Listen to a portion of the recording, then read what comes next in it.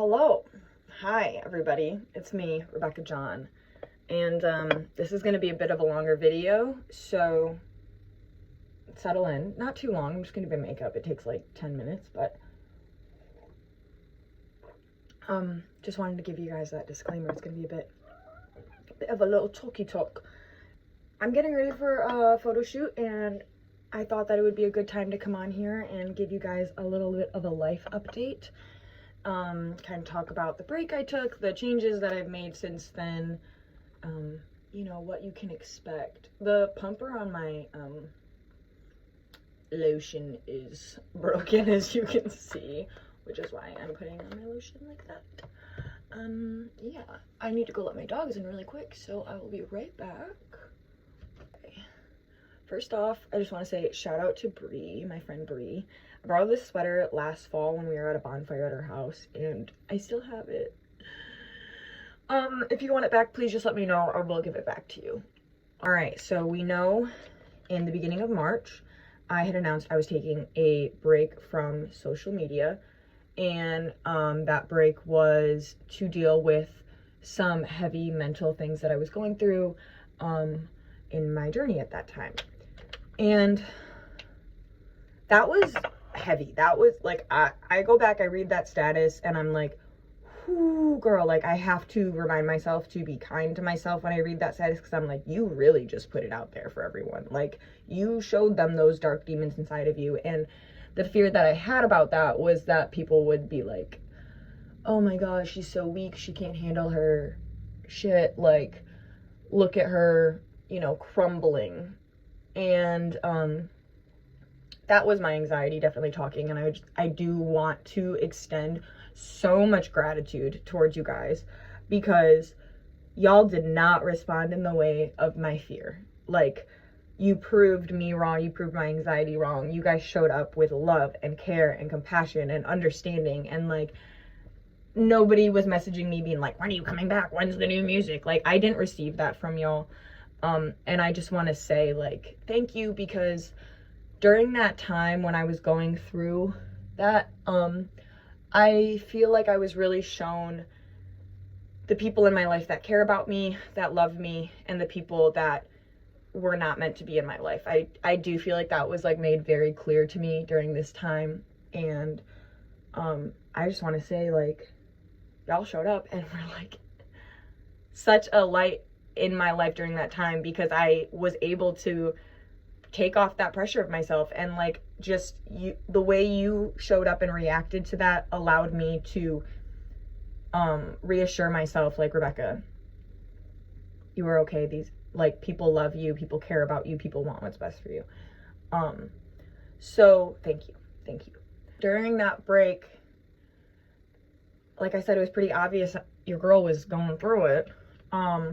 And that's something that, like, I want to commit to being open about. I know that, like, that was very scary for me, and it took me a while to develop that compassion for myself in that time, for sharing all of that with y'all.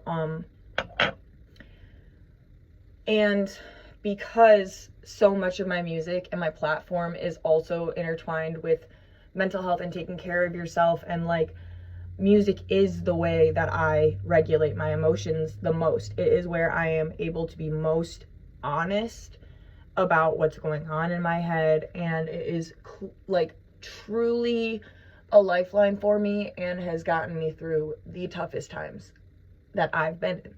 And this time was absolutely no different. Really, like, all of this began last year. Towards the end of summer, I really started feeling very clear signs that something was off, that things weren't, I guess things weren't feeling aligned. I was just feeling really off balance, and going through and taking stock of my life. And, you know, there was a part of me that was like, okay, I'm fulfilling my dream. I'm working towards my goals. My resume looked good. My paper resume looked good. And so knowing that I was still feeling these thoughts that were very negative, very harmful, very scary, and seeing my outside world, I knew that there was something deeper that I needed to address. and it's not as simple as like doing a gratitude journal, or, you know, it wasn't as simple as adding an exercise routine to my life. Like I was doing that. I was like meditating, yoga, journaling, like exercising, getting out in nature. Like I was doing those things. So I was like, those things are not taking away my suicidal ideations. They're not taking away this growing feeling inside of me that like it's not an if but when kind of, if you feel me. I really began to believe that like it's not an if but it's a when, and I started to accept that, and that was a very scary thought because there was a large part of me that didn't want to do that. Like how do I explain this? Like a huge part of me wanted to be gone, wanted to die. I thought about it all the time for as long as I can remember. And that's not being dramatic. That is literally like thinking of myself as a little girl, as a teenager, as an adult, now as like a 31-year-old woman. Like that thought has been constant in my brain of I'm not worthy of love, I'm unlovable, I'm a burden to everyone around me, everything is my fault, I don't belong here. People would be happier if I wasn't here. It would be a gift to them if I took myself out. Like, these are thoughts that I just, like, even if they weren't the loudest thought in my head, they were a whisper. All the time. All the time. Just, like, and trying to smile through it and be like, I'm gonna be okay, and I'm doing things. And there was temporary relief. There was temporary relief and moments of glimmers of hope where I was like, okay, I'm on the right track. And then I would come back, and I would come back, and I would come back to this place of feeling like, no, guess it wasn't meant for you. Guess you weren't made for this place after all. Guess you're just a weakling. And so toward the end of summer last year, I had realized, sorry, I just need to take a breath. I had really begun being honest with myself, and I also was experiencing, like, engaging in some problematic behavior, putting myself in danger. I was having really bad panic attacks, which is something I haven't dealt with in many years, and it was like the most overwhelming, like, kind of panic attack. Like, fine 1 second, the next second I am like, it felt like out of my mind, and like just wanted to get out of my body so bad. Like I would have done anything. I would have like cut my skin off, like, because I wanted to get out of my body. I don't know if that makes sense to anybody, but like I was just like, I cannot be in here anymore. Very strange experiences. I was set up with the therapist, and I told myself, like, I'm just gonna be very honest from the beginning. I constantly am observing everything and looking for patterns. Hyper vigilant baby up in here. And I do that to myself too. I'm not exempt. I'm like literally always like, why'd you do that? What happened before that? Why do you think that happened? Blah, blah, blah, blah. It's a busy brain. She got a lot going on in that brain of hers. So I was matched with this therapist who has been absolutely incredible, like really, truly life-changing, the things that I've been able to work on with her. I do believe that like every other therapist I saw, every other thing I tried was, you know, just part of my journey to get me to be able to be at the point where I'm at now, which I'm not in any way saying that is like the finish line. I'm gonna be growing for the rest of my life. Hopefully. That's the goal, is to always be like learning and growing. But I do feel like just really right time, right place, right person. I am seeing a therapist who specializes in EMDR and brain spotting, childhood trauma, generational trauma, like complex trauma, PTSD, all these things that like I feel very nervous to even lay claim to those titles. There's like a voice in my head that's like, so many people have been through so much worse than you, like you should just get over it, like that happened so long ago. That voice is, she is still up here talking. But through the work that I've been able to do with this therapist, I have been able to actually really truly recognize like how small I was when a lot of the trauma that I have endured occurred. I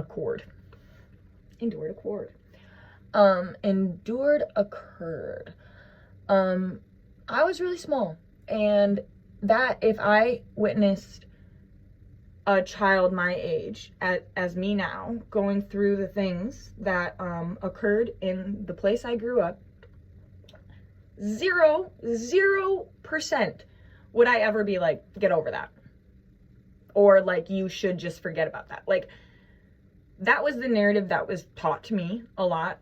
Get over it, forget about it. And that's what I tried to do. Even as I was trying to work through things, it was always the goal to get rid of the feeling.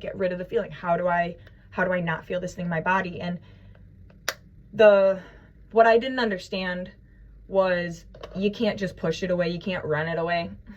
You still got to feel it when it comes. And like, I don't know, like when I did start my exercise journey and my like health journey physically, I guess, it was very interesting. Like, I remember being like, asking my friends, like, do you cry when you run? And do you cry when you lift weights? And do you cry when you do yoga?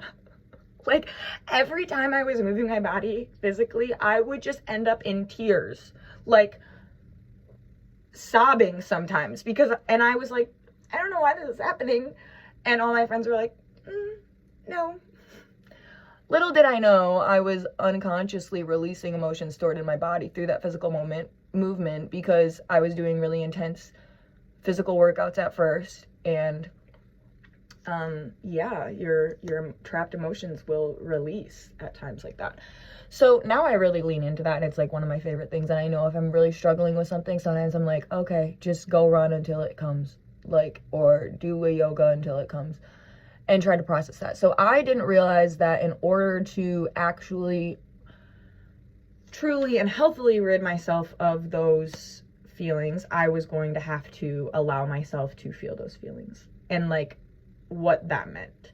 At the time when I took my break, I was really processing through a lot of those intense thoughts about my suicidal ideation, about my feelings of not wanting to be here. And it was extremely scary, because I was having to allow myself to feel that without trying to push it away. Instead, just sitting there with myself and knowing like that I had put in things to keep myself safe, that I had a good support system, and just trusting that there was a part of me that was going to keep myself safe. It's a little tricky to explain, and I'm also not a professional, so I'm not going to like get into too much details on how things work with this therapy, because I don't feel equipped to explain that to people. But if you're interested, I would encourage you to look up things. If you resonate with anything that I'm saying, look up EMDR or like childhood trauma or generational trauma attachment style type therapy, and go to somebody who like really does specialize in that, and be specific. And I didn't go to school for that. I can only speak for what's going on in my little brain. And I don't want to steer anybody wrong.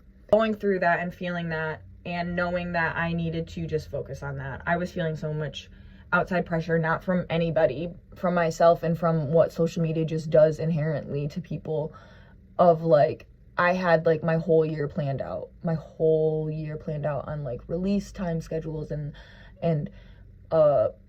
campaigns and all of these things. And like, it was like, okay, it's all right here. But like, I just knew I needed to stop, focus on myself. Like, I wasn't walking in line. I was pushing myself to put the things out, but inside I was not in a place where I was ready to put those things out. And so it was very scary to take the break. It was very, like I said, it was a risk.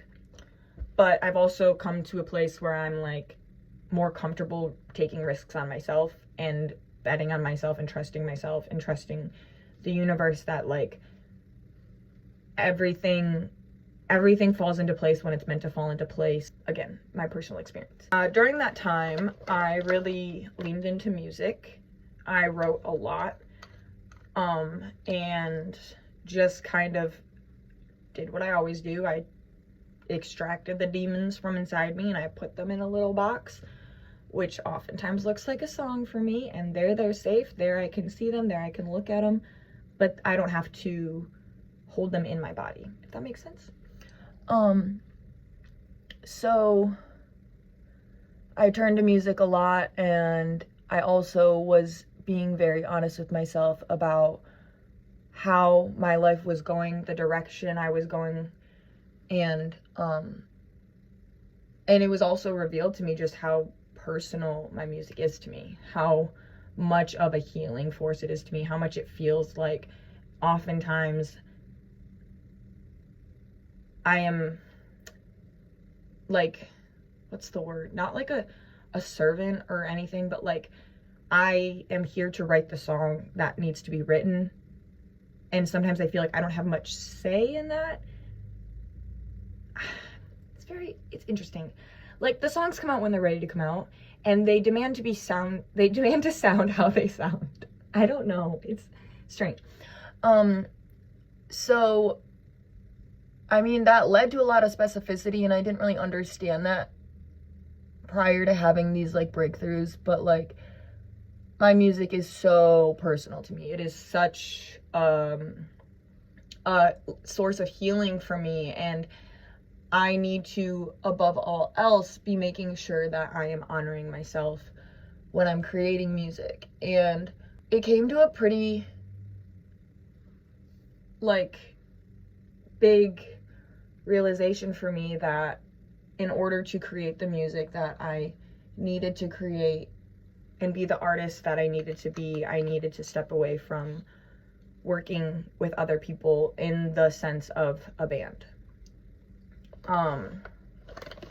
And that was something that was kind of on my mind for a little bit, like a couple months. And I was really resistant to that. I didn't want to give that up. I didn't want to let people down. I didn't want to be judged.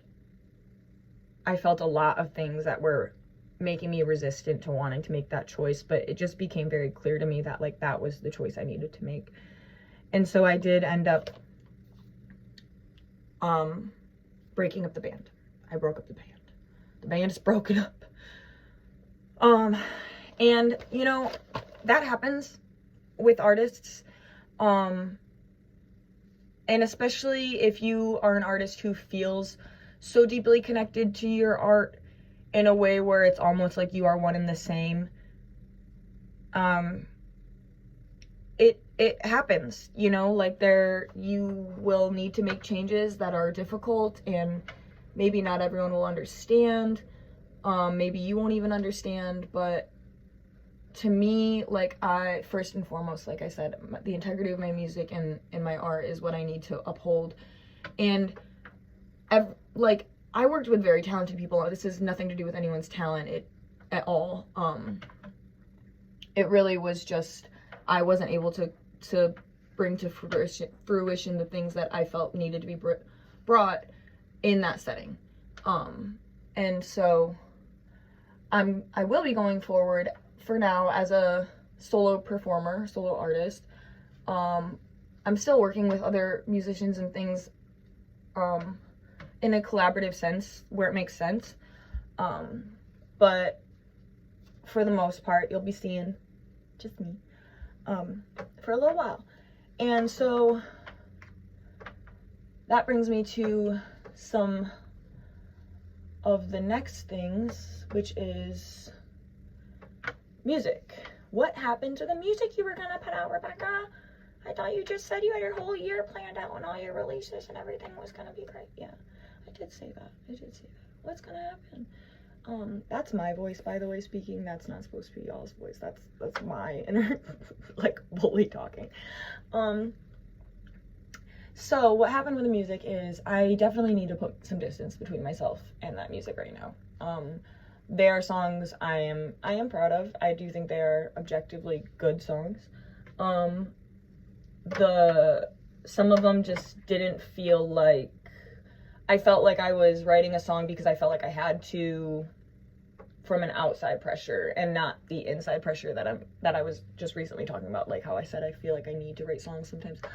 It wasn't for me. I wasn't able to fully be honest or access them because I was getting, like, the feedback that, like, I was just a sad girl and, like, people don't like your music because it's so sad. And like, that's a narrative that has been pushed on me for my entire life, that like, nobody's gonna like you because you're sad, and you just need to be happy, and that's what people like, is happy people. And so I, like, without even being fully aware of it, I was trying to write songs that I felt like, okay, I don't want to make everyone sad and whatever. Like, so they are good songs. They are great songs.